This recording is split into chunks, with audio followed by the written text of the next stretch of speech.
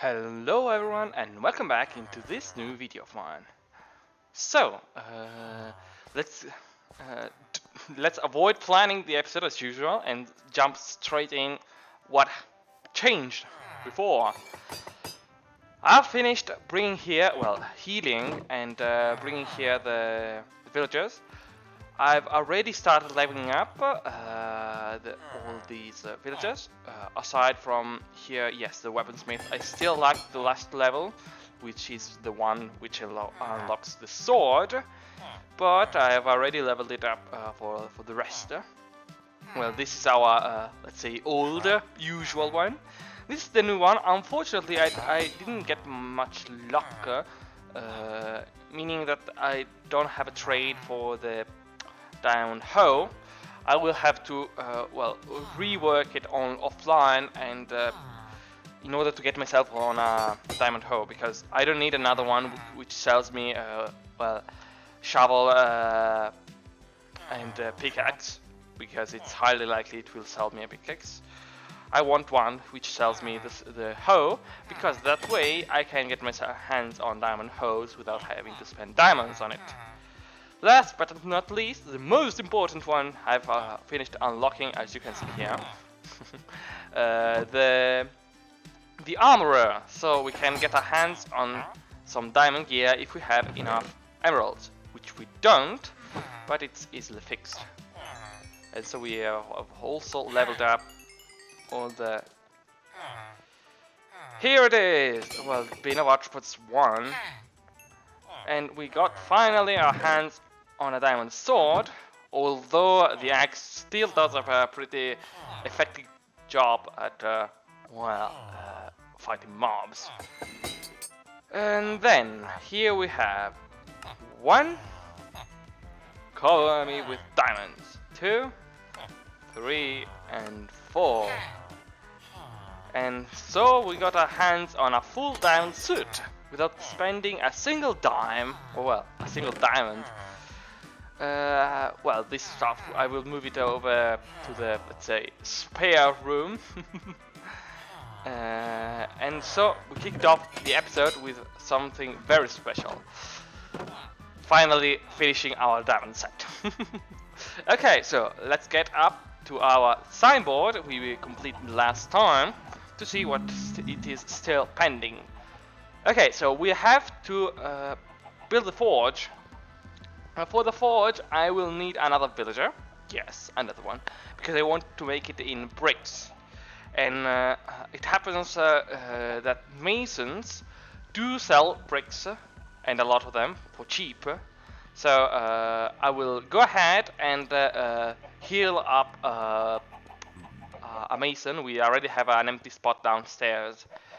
And we will see when we will have finally a new mason.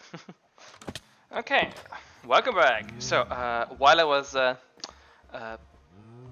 doing some more stuff, I remembered that I didn't cover all the updates I made. So well, a clock. I've added a clock. I've increased the size of our breeder from 3 beds to 4, because that way we have 2 couples of villagers breeding instead of just 1 and a third one which is useless. And I've also switched over from wheat to potatoes here, because well, wheat occupies 2 places in a villager's inventory. Instead, potatoes occupy, well, work both as a food and as a seed, so they can replant them straight away. Last but not least, I've cured all the farmers here. You can see here they all have discount prices, also this guy here. Because that way we can still use these villagers as a source of income.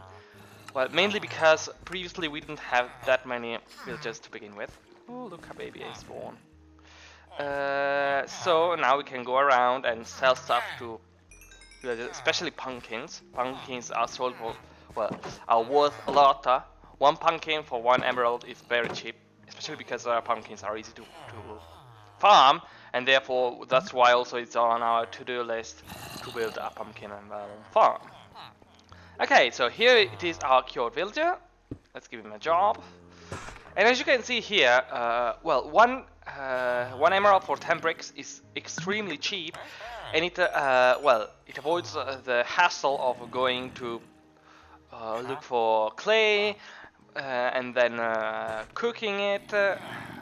We just have 3 bricks, and we can also make a new decorative pot, which is one of the addition of the archaeology update.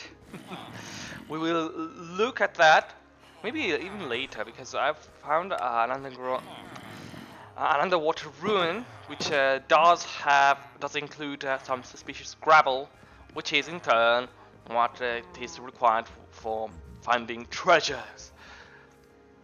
But first we must work on our forge. So I have the bricks. I'll just gather up a couple of other things, and I'll be right back. Okay, so here we are, almost done. Turn out the campfire and fire in the hole. Okay, so here it is, our little forge. I know it's a little bit lacking at the moment, and the main issue is we don't have iron. I want to add an anvil here and a couple of iron bars here on the side, but since we don't have any iron at all, for the time being we'll have to make do. Also here it is supposed to be cobblestone, but sorry, cobblestone, coal, but it is just blackstone for the time being. So yes. This was my, well, at least temporary idea of a forge. Not too fancy, but not too shabby. Okay. So, here we are, in front of our signboard. I've already got rid of the forge sign. I had to go downstairs a moment to gather up some glow ink sac, because we were out of it. And on the road, I fought with a raid party. Yes, because since we are now a village, officially, we will get visits, occasional visits from raid parties, as well as wanted traders, as we have seen last episode. So, now that we are done with the forge, and that we have some basic diamond gear running, I wanted to work on the pumpkin and melon farm so we can get our stream of emeralds running. Unfortunately for the pumpkin and melon farm, we will require a lot of pistons and a lot of observers. This means a lot of quartz pieces, and therefore digging the nether, which is not that much of a problem. But we will require a lot of iron, not only for the rails that go into it, and for the pistons, but also for the minecarts and for the unloading station. Everything requires iron. Therefore, I want to move forward on our to-do list the iron farm, because iron is a basic need that needs to be addressed as soon as possible in every Minecraft playthrough, because well, it's key to a whole set of things. So I want to do this, but in this episode, I want to move it to the next episode instead, so I can prepare a couple of things and also decide where to make it. Instead, this episode I want to go down to the ocean, because over there should be an underwater ruin. So I want to go and brush off some suspicious gravel. Sorry. And also I want to build well, the elevators. Sorry. I want to make a sea level elevator, so an elevator that from here takes us down to the sea level, where we can store our boats and go out into the ocean for exploration, because many times has already happened that I had to go on exploring, and I had to go back and forth from the sea level. So I want to do that, and also I want to prepare a deep-slate elevator, because running up and down the spiral staircase may be beautiful, but it's quite the pain in the backside. So rather than that, making an elevator down to the mines is much easier and much faster to go around. We will still continue to work on the spiral staircase. I want to get it down to the level 0, or well, level minus 64, down to bedrock. But I will probably not use it anymore. I've also heard of some zombies on the way down, therefore there are some caves nearby that I have to light up. So, I'll be right back with all the materials, and also I think I'll start taking off camera. Okay, so first of the two elevators is ready. So here you can see what I've done. I've dug out here a tunnel. Well, for now it's very basic. I plan on decorating it a little bit. And here we have, well, we still lack a chest to dispose of the boats, but here we have it. So here you come down and you splash into this block of water. It's much faster than having a downward bubble column. And here instead we go up. We have just to break here the base kelp, and now the bubble column works. And we get our hands on a little bit of kelp, which will be useful for the one going up from deep slate level, because that one will require a lot of kelp. We are done with our work on the elevator. As you can see here, we have the lift area. So down we go. It goes down until well, minus 60. Here we are, deep slate level, and over there you can see the skulk. Oh, spooky. We will have to explore that area too, but it will be, well, hard. I must admit I am scared of the deep dark. I think that Mojang did a very good job on making the biome scary, at least to me. Okay, so up we go until the cave area. So here we can block off everything. And here we are, into the caves. Yes, so just to make the area a little bit more secure, lighting up everything helps, definitely. There is not much place. There are not many places here that aren't lit up. So we can go down again because, well, we have to go up. It takes quite a while to go up.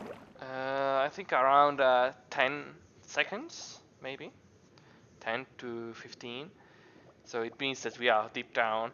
I've measured the coordinates. We are at height 99 over here, and we go down until minus 63.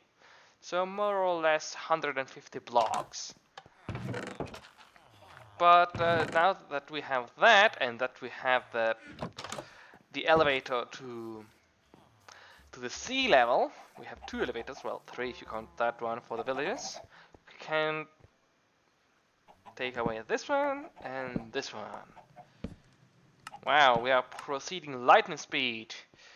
Here we are missing now the iron farm. It's the next thing up on our to-do list. After that we can start working also on a whole rest of farms which do require iron. But I think that in order, I'll leave the iron farm to the next episode. In this episode instead, I want to take you on a little bit of an adventure. Well, since previously we failed in finding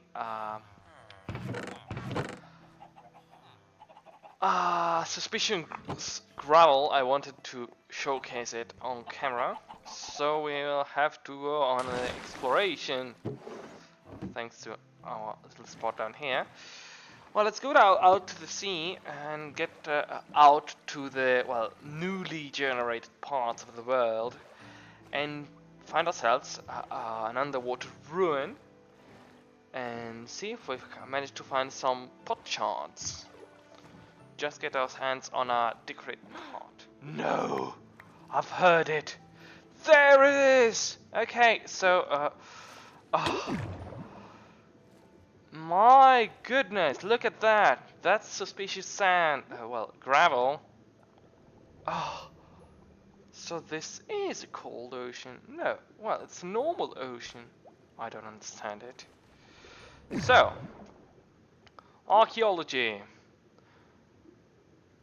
I just have to brush.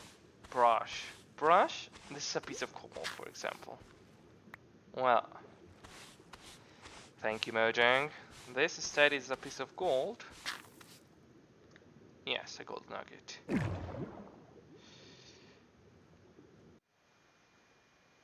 Okay, so, well, while you can see me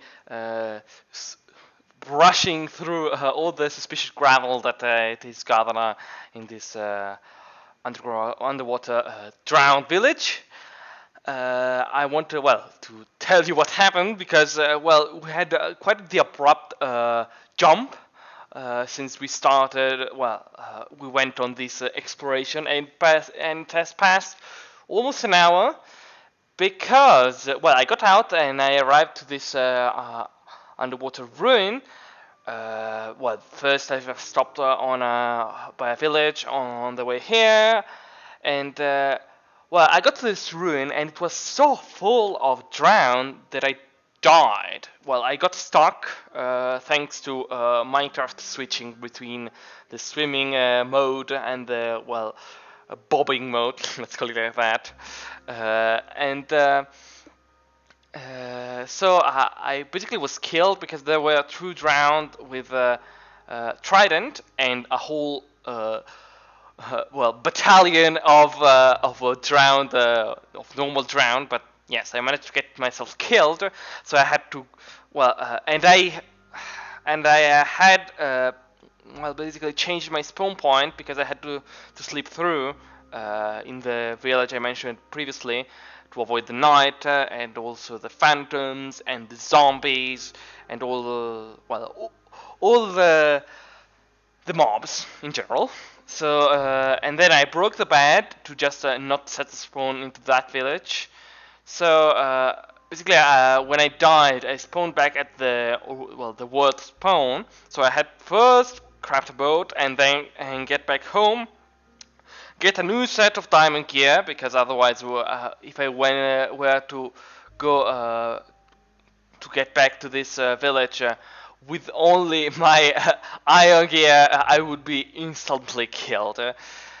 So yes, it was quite a hassle, but I finally managed to get my things back. And then I went also on with a little bit of gathering some treasure oceans. I found a couple of maps along the way, and once I was done brushing off all the suspicious gravel, I went ahead and looked for these treasures just as an added bonus to our trip.